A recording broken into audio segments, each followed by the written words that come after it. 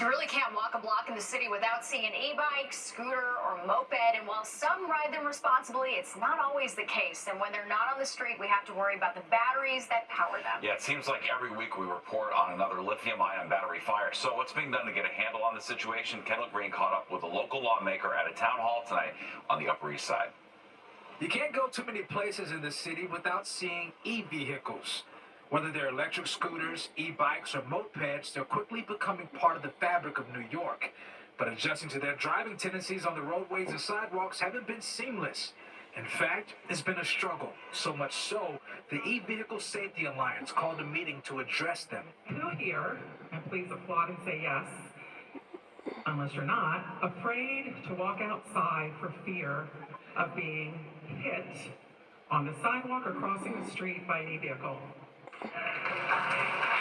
That response is from residents on the Upper East Side who are growing fearful walking on city sidewalks after near misses. He literally swerved to miss me by like 2 feet. And life-altering collisions like the one that happened near Lincoln Center to former musician Pam Manassi, who's now paralyzed on her right side. I was hit by a moped who came off a sidewalk right there and hit me head on. She's no longer actively pursuing her dreams as a lifelong cellist. Right now, I can't play still. I don't have enough strength to hold the bow.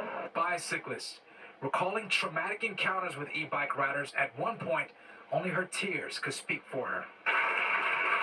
They hope the city will crack down on e-bikers they feel are wreaking havoc on pedestrians for a renewed sense of safety. The most important thing in our lives is safety. Calling for the abolishment of the city's e-bike pilot program, stricter licensing requirements for e-bike operators, and more enforcement on city streets.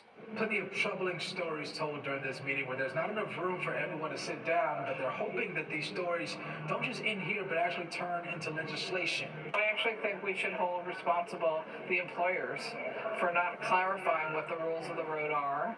Kendall Green, Fox 5 News. NYPD needs your help locating a suspect wanted for grand larceny. This is video of the incident. Police say it happened last Tuesday night in Williamsburg, when the suspect who was riding a bike rode up behind the victim and stole a fur hat off their head. The victim was not hurt. The NYPD Hate Crime Task Force, though, is now investigating. Israel's Supreme Court says that it will review a controversial new law limiting its power. The legislation enacted Monday is part of Prime Minister Benjamin Netanyahu's judicial overhaul plan. It limits the Supreme Court's ability to overturn decisions made by government ministers. Netanyahu says the plan will strengthen democracy. Opponents call it a political power grab. The court says it will not block the law before debating its merits in September. A British billionaire and recent owner of the Tottenham Hotspur soccer team pleads not guilty to insider trading charges today in a Manhattan courtroom.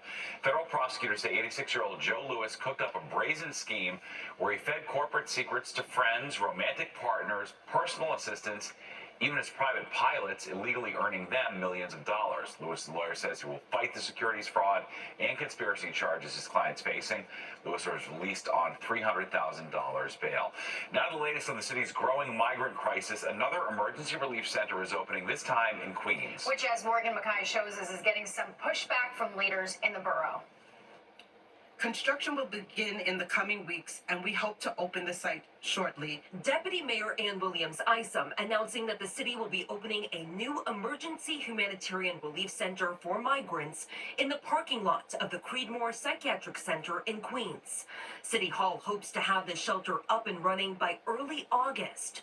It is set to house up to 1,000 adult men. This will allow for some relief and some space for children with families. This plan was met with some pushback from Queens Borough President Donovan Richards, who said while they are open to housing migrants, this decision should have been made with the partnership of local leaders. New York State has been reimbursing the city for some costs related to the migrant crisis, as agreed upon in the state budget. However, for this shelter, the state has agreed to shoulder all of the costs associated with building and running the site. This facility will be climate controlled for comfort.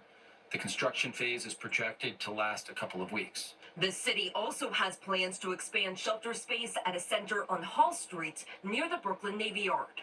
So far, over 93,000 asylum seekers have passed through New York City, and over 56,000 migrants are currently in the city's care. New York City officials say they have now passed out notices to over 100 migrants staying at city shelters, giving these migrants 60 days to find other housing as part of a new policy shift announced last week.